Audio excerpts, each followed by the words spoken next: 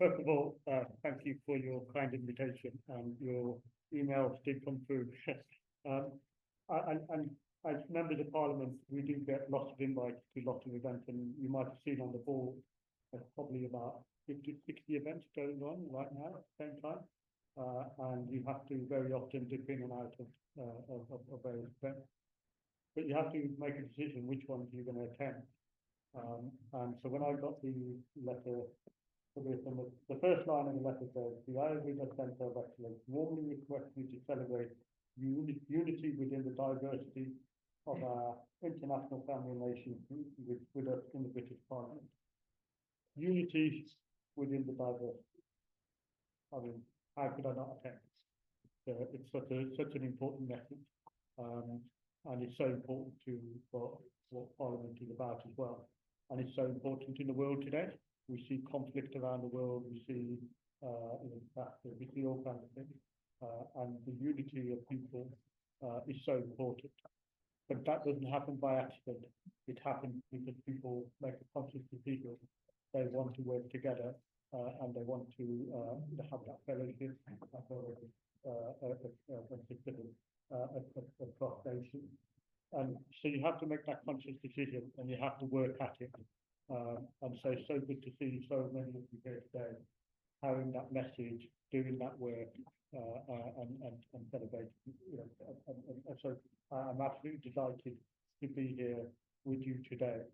I think it's an important message, and actually, I'm just thinking, so your meeting started at 5 o'clock, so I was late because at 5 o'clock I was in committee room 6, where they had a number of organisations talking about the increase of anti-Semitism in the UK.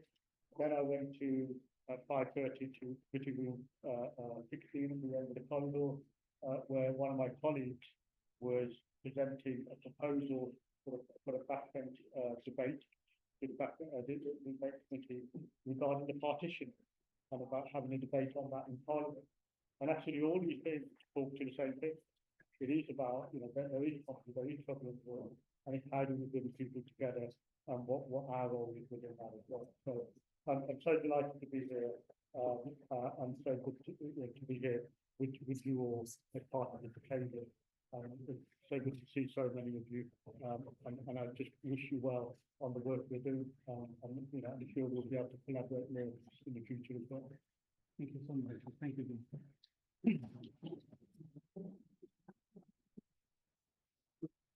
So while you're still here with us, MPs come in and they go. They actually go before they come in. So we're very delighted, obviously, for you to be here, and we're delighted that Lord Hussein is here, and we're also delighted that the champion, our champion MP, former MP Gurinder Sharma is here also. So, Joshan, the idea really is that we are peace-loving people. Our medicine is based on peace. It's a very compassionate approach that we have in Ayurveda. It's a system that's non-invasive. It's a system that doesn't give any side effects. And it's proven.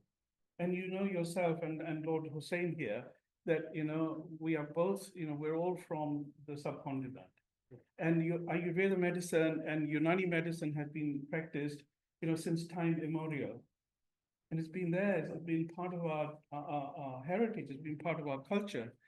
And it's only recently, when you look at modern medicine, since the advent of penicillin, that, everything has gone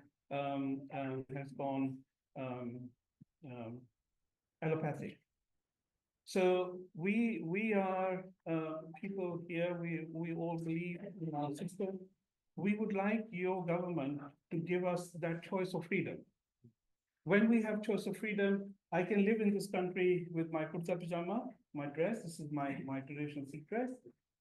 People can wear what they want to wear. People can eat what they want to eat in this country. There's nothing to prohibit them.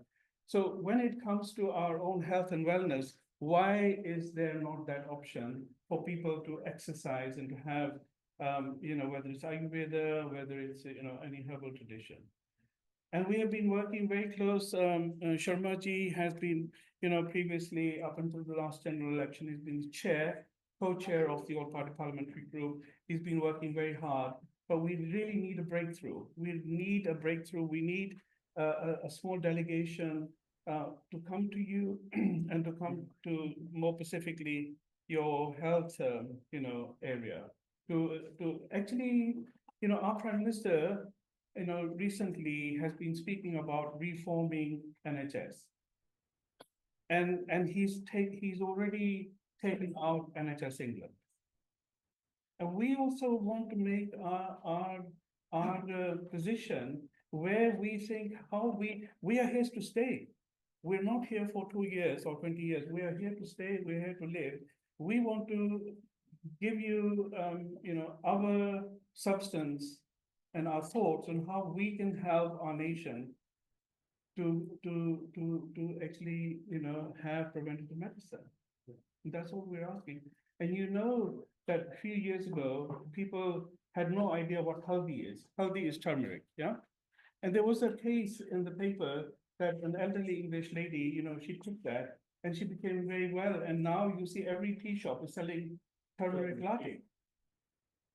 And so we want you to please, as a policy, to look at what is it that we would like you to consider. What are the modalities with which we can hit the ground running?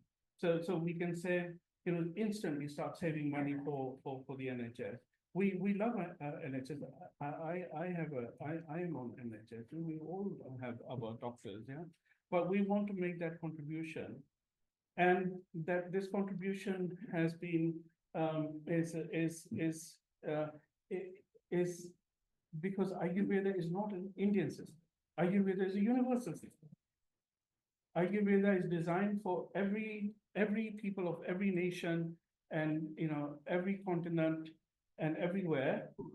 So and Mother Nature has given us the healing plants that we need. So not everybody has to go to Kerala to get better. Everybody doesn't have to go to South India. Everybody, we have plants, we have their resourcefulness in every part of the land, and we are losing that knowledge.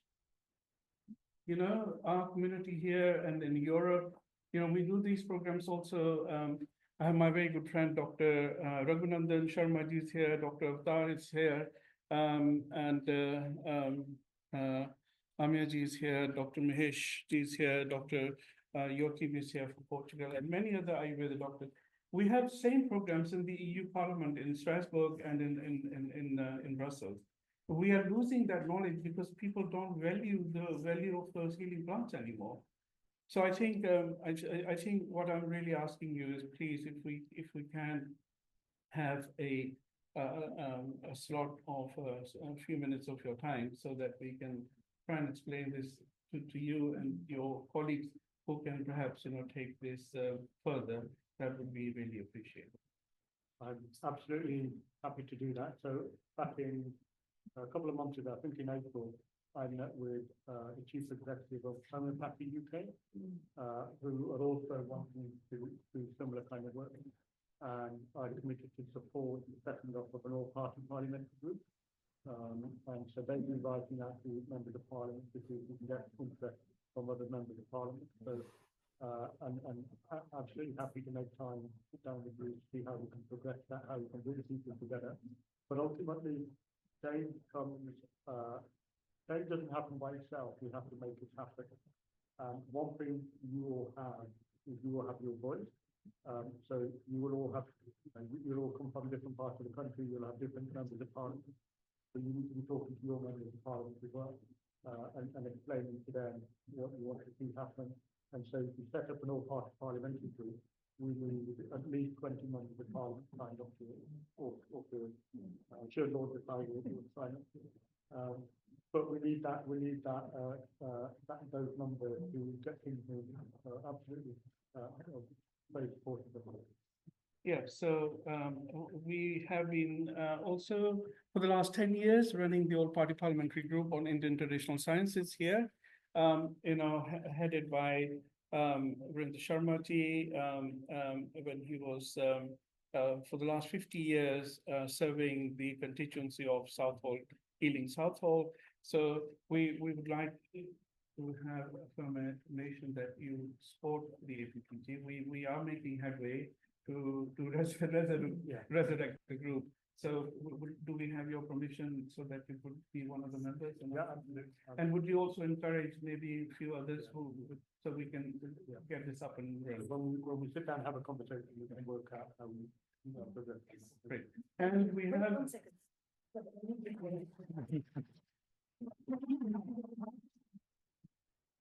So before you go, I know you're time for time. We have a delegation here from Odisha in East India, who will actually be giving a demonstration on yoga car, their health and well-being yoga. And they've got a very special gift that they would like to give you.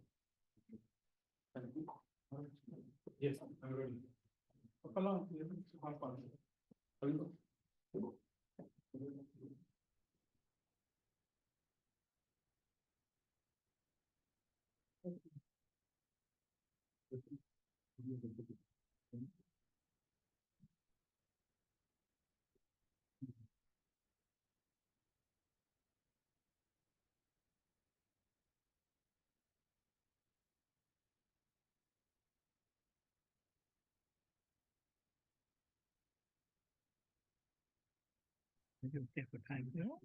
So there was a long time ago, we were doing a program in House of Lords many years ago. Seems like like centuries ago. And the Lord who had actually put the whole thing together, unfortunately couldn't make it. And I got his message that I'm not coming in, I'm not well. And so there were people like, 50, 60 people sitting outside the door to be let in. So then I said, okay, so what we're gonna do? And it was this extraordinary gentleman.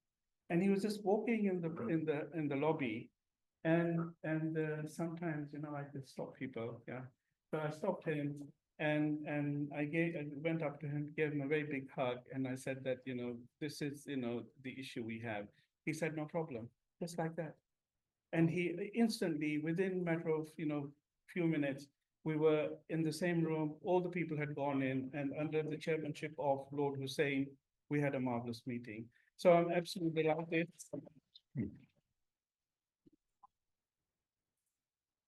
So in this house, there may be,